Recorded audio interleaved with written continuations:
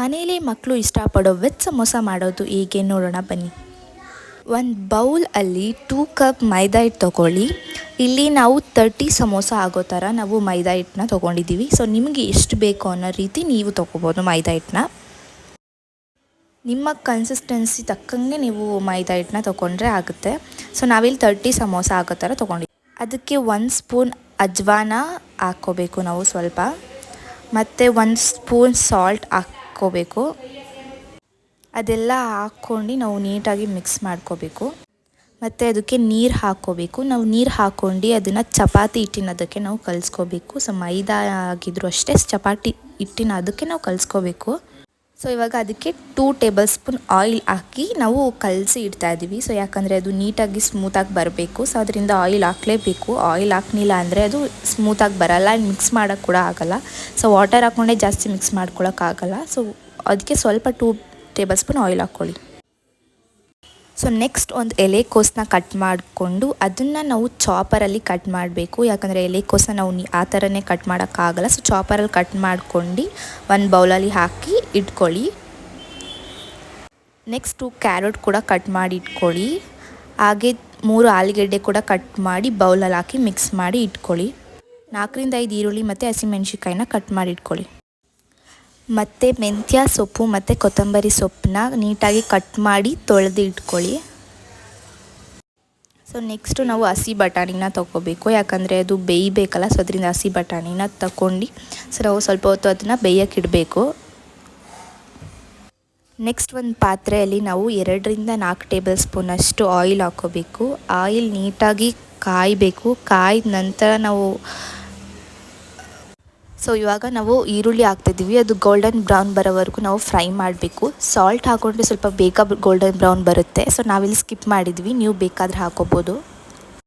ಇವಾಗ ನಾವು ಹಸಿಮೆಣ್ಸಿಕಾಯಿ ಕೂಡ ಹಾಕಿ ಅದನ್ನು ಕೂಡ ನೀಟಾಗಿ ಫ್ರೈ ಮಾಡ್ಕೊತಿದ್ದೀವಿ. ಸೊ ಎಲ್ಲನೂ ನೀಟಾಗಿ ಫ್ರೈ ಮಾಡಾದ್ಮೇಲೆ ಇವಾಗ ಹಸಿ ಬಟಾಣಿ ಹಾಕಿ ಫ್ರೈ ಮಾಡ್ತಿದ್ವಿ. ಮತ್ತು ಟೊಮ್ಯಾಟೊ ಕೂಡ ಹಾಕಿ ನಾವು ಫ್ರೈ ಮಾಡ್ಕೋಬೇಕು ನೀಟಾಗಿ ಎಲ್ಲನೂ. ಸೊ ಇವಾಗ ನಾವು ಅದೆಲ್ಲ ಫ್ರೈ ಆದಮೇಲೆ ಅದಕ್ಕೇ ಮೆಂತ್ಯ ಸೊಪ್ಪು ಮತ್ತು ಕೊತ್ತಂಬರಿ ಸೊಪ್ಪು ಹಾಕಿ ಫ್ರೈ ಮಾಡ್ತಾಯಿದ್ವಿ. ಸೊ ನಾವಿವಾಗ ಕಟ್ ಮಾಡಿದಂಥ ಎಲ್ಲ ವೆಜಿಟೇಬಲ್ಸ್ನ ಹಾಕಿ ನಾವು ಹಸಿ ವಾಸನೆ ಹೋಗೋವರೆಗೂ ಫ್ರೈ ಮಾಡಬೇಕು. ಅದೆಲ್ಲ ನೀಟಾಗಿ ಸ್ವಲ್ಪ ಫ್ರೈ ಆದಮೇಲೆ ನಾವಿವಾಗ ಸ್ವಲ್ಪ ಅರಿಶಿನದ ಪುಡಿ ಹಾಕ್ತಿದ್ದೀವಿ. ಮತ್ತು 2 ಸ್ಪೂನ್ ಅಚ್ಚ ಖಾರದ ಪುಡಿ ಹಾಕಬೇಕು.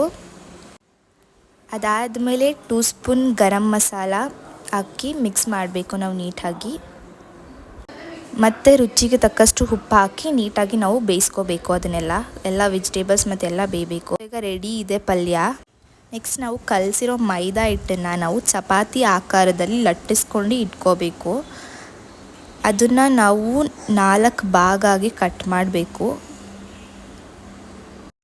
ಯಾಕಂದರೆ ಅದು ಟ್ರಯಾಂಗಲ್ ಶೇಪ್ ಬರಬೇಕು. ಸೊ ಅದರಿಂದ ನಾವು ಕಟ್ ಮಾಡಿ ಇಟ್ಕೋಬೇಕು. ಸೊ 4 ಭಾಗ ಮಾಡಿ ಕಟ್ ಮಾಡಿ ಇಟ್ಕೊಳ್ಳಿ. ಸೊ ಅದನ್ನು ನಾವು ಈಗ ಸ್ವಲ್ಪ ಅರ್ಧಂಬರ್ಧ ಆ ಕಡೆ ಈ ಕಡೆ ನಾವು ಅರಳೆ ಮೇಲಿಟ್ಟು ಬೇಯಿಸ್ಕೋಬೇಕು. ತುಂಬ ಜಾಸ್ತಿ ಬೇಯಿಸೋದು ಬೇಡ. ಸೊ ಅರ್ಧಂಬರ್ಧ ಬೇಯಿಸ್ಬೇಕು. ಯಾಕಂದರೆ ಅದನ್ನು ನಾವು ವೆಜಿಟೇಬಲ್ಸ್ನ ಫಿಲ್ ಮಾಡೋಕ್ಕೋಸ್ಕರ ಅರ್ಧಂಬರ್ಧ ಬೇಯಿಸಿಟ್ಕೋತಿದ್ದೀವಿ. ಸೊ ಇದಾದಮೇಲೆ ಒಂದು ಬೌಲಲ್ಲಿ ಮೈದಾ ಹಿಟ್ಟು ಮತ್ತು ವಾಟರ್ನ ಆ್ಯಡ್ ಮಾಡಿ ನಾವು ಮಿಕ್ಸ್ ಮಾಡಿ ಕನ್ಸಿಸ್ಟೆನ್ಸಿಯಲ್ಲಿ ಕಲಿಸ್ಕೋಬೇಕು. ಸೊ ಇವಾಗ ರೆಡಿ ಆಗಿರೋಂಥ ಪಲ್ಯನ ಒಂದು ಬೌಲಲ್ಲಿ ಹಾಕಿಟ್ಕೊಳ್ಳಿ. ಆಮೇಲೆ ಆ ಮೈದಾನ ಒಂದು ಕೋನ್ ಆಕಾರಕ್ಕೆ ಬರೋ ಹಾಗೆ ನಾವು ಆ ಕಡೆ ಈ ಕಡೆ ಅದನ್ನು ಹಚ್ಚಿ ನೀಟಾಗಿ ಪ್ರೆಸ್ ಮಾಡಬೇಕು. ಅದು ಸೇಮ್ ಕೋನ್ ಆಕಾರಕ್ಕೆ ಅದು ಬರಬೇಕು. ಸೊ ನೋಡಿ, ಸೇಮ್ ಕೋನ್ ಆಕಾರಕ್ಕೆ ಬಂದಿದೆ. ಸೊ ನಾವಿವಾಗ ಆ ಪಲ್ಯನ ನಾವು ಕೋನ್ ಇದರೊಳಗಡೆಗೆ ಫಿಲ್ ಮಾಡಬೇಕು. ಎಲ್ಲ ಫಿಲ್ ಆದಮೇಲೆ ಮತ್ತೆ ಮೈದಾ ಪೇಸ್ಟ್ನ ನಾವು ಮೇಲ್ಗಡೆ ಹಾಕಿ ಕವರ್ ಮಾಡಿ ಇಟ್ಕೋಬೇಕು. ಸೊ ನೋಡಿ, ಈ ರೀತಿ ಅದೆಲ್ಲ ಸಮೋಸ ರೆಡಿ ಆಗಿದೆ. ಸೇಮ್ ಶೇಪ್ ಇದೆ ಬರಬೇಕು. ಸೊ ಇವಾಗ ಎಣ್ಣೆ ಕಾಯಕ್ಕಿಟ್ಟು ನಂತರ ಅದು ಕಾಯ್ದಾದ್ಮೇಲೆ ಸಮೋಸನ ನಾವು ಲೋ ಫ್ಲೇಮಲ್ಲಿ ಇಟ್ಟು ಬ್ರೌನಿಷ್ ಬರೋವರೆಗೂ ನಾವು ಅದನ್ನು ಫ್ರೈ ಮಾಡ್ಕೋಬೇಕು. ಸೊ ಲೋ ಫ್ಲೇಮಲ್ಲೇ ಫ್ರೈ ಮಾಡಬೇಕು. ಹೈ ಫ್ಲೇಮ್ ಆದರೆ ಅದು ಸೀದೋಗೋ ಚಾನ್ಸಸ್ ಇರುತ್ತೆ. ಸೊ ಲೋ ಫ್ಲೇಮಲ್ಲಿಟ್ಟು ಗೋಲ್ಡನ್ ಬ್ರೌನಿಷ್ ಕಲರ್ ಬರೋವರೆಗೂ ನಾವು ಫ್ರೈ ಮಾಡ್ಕೋಬೇಕು.